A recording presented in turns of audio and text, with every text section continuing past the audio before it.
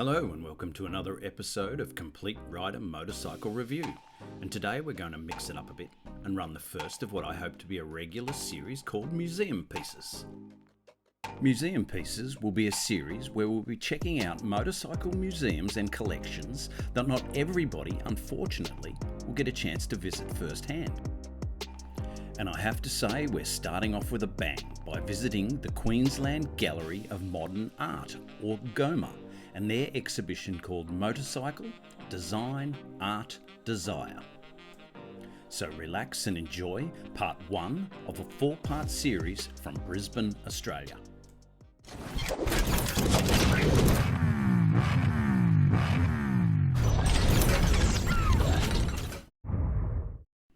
The last 12 months has not been easy for anybody, and with Australia seeing the light at the end of the COVID tunnel, it was time for a long overdue road trip.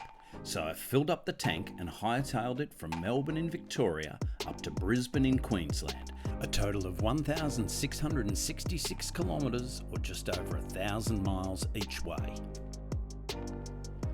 Firstly, let's say this wasn't your normal motorcycle show. You know, the one in the car park out the back of the local pub? Not that there's anything wrong with that, but this was next level. This exhibition was at the Queensland Gallery of Modern Art Space, and what a space it was.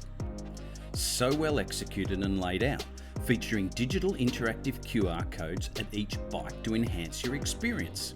I've put a link in the description if you want to see more information on these bikes. It was fantastic to see these motorcycles positively celebrated as an art form and more than just a nuisance on our roads, like most mainstream media does. The space was divided into 5 main areas, with the main hall displaying the history of the motorcycle.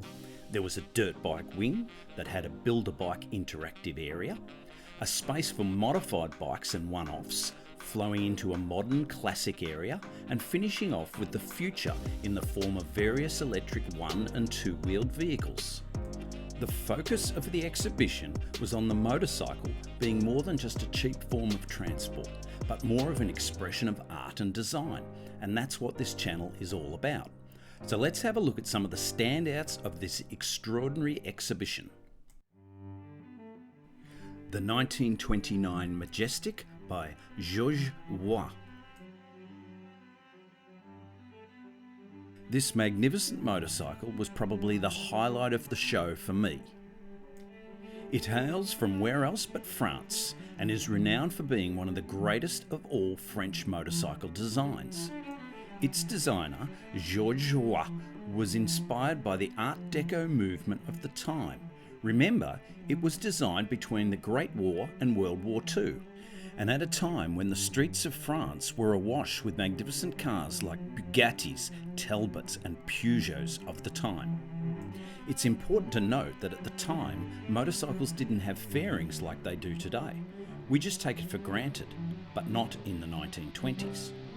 Although this was designed not for aerodynamics, but mainly to keep the dirty and oily bits away from the well-dressed riders of the time.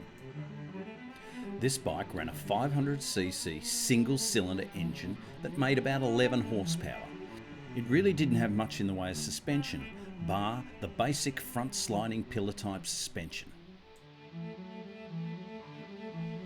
It ran a 3-speed gearbox which took it to about 90 kilometres an hour or 55 miles per hour, with stopping done by both front and rear drum brakes. Between 1929 and 1933, about 100 of these bikes were produced, with a number of different engines, colours, and some with sidecars. Interestingly, it ran quite a complex hub-centred steering system that is truly a wonder to look at, as is the fishtail exhaust pipe and massive front headlight. This bike is all about styling, and a picture says 1,000 words, so let's just take it all in.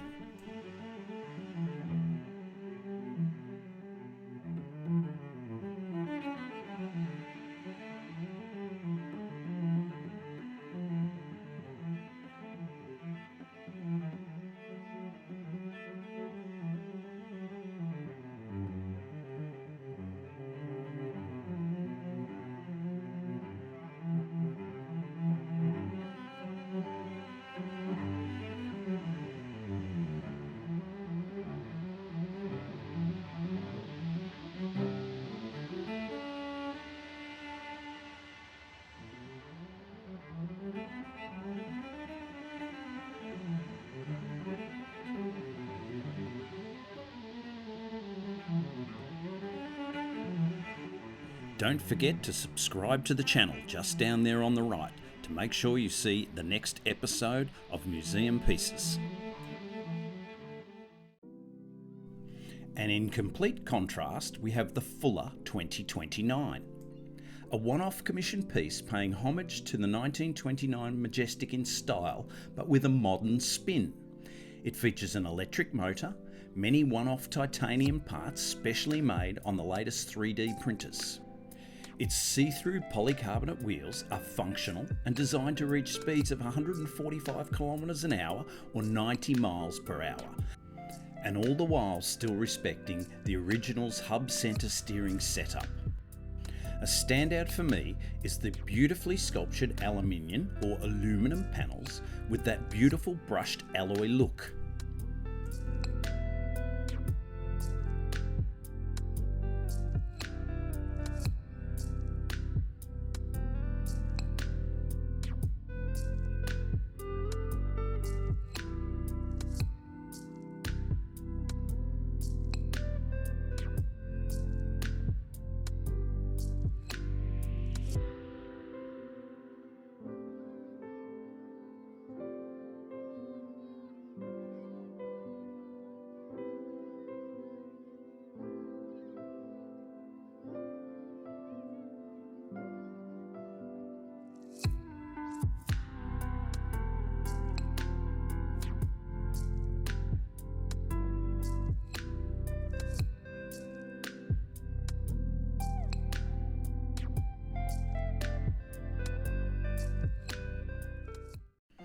Let's get back to where it all begun though. This is the 1871 Perreaux Steam Velocipede.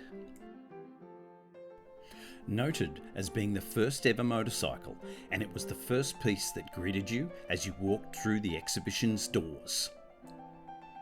It was designed by the Frenchman Louis-Guillaume Perreaux, with its between 1 to 2 horsepower steam engine sitting just under your butt.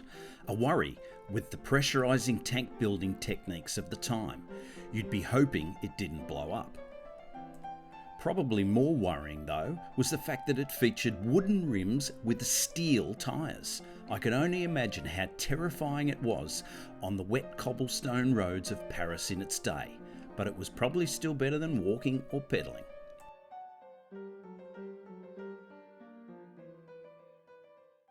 And in keeping with the French theme, up next we have a look at a modern bike that was very unloved when it was first released. The Aprillia Moto 6.5, designed by the French industrial designer Philippe Stark, who is claimed to have designed more than 10,000 objects of desire, like this orange juicer, this chair, this scooter, and this yacht. In the early 1990s, Aprilia commissioned him to design a motorcycle, and this is the result. Almost like my BMW Scava that I reviewed in episode number 2, at the time of launch it was just too out there for the masses, and it flopped. I remember at the time thinking it was a bit over the top, and although I liked it, I didn't really get it. A quarter of a century later, I see what Stark was trying to achieve, and I like it. I only wish I had one.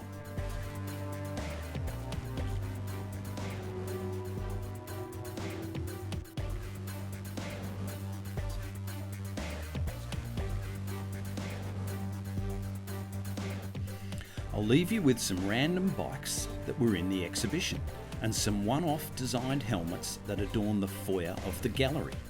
Don't forget to like and subscribe to the channel so as not to miss the next episode of Museum Pieces.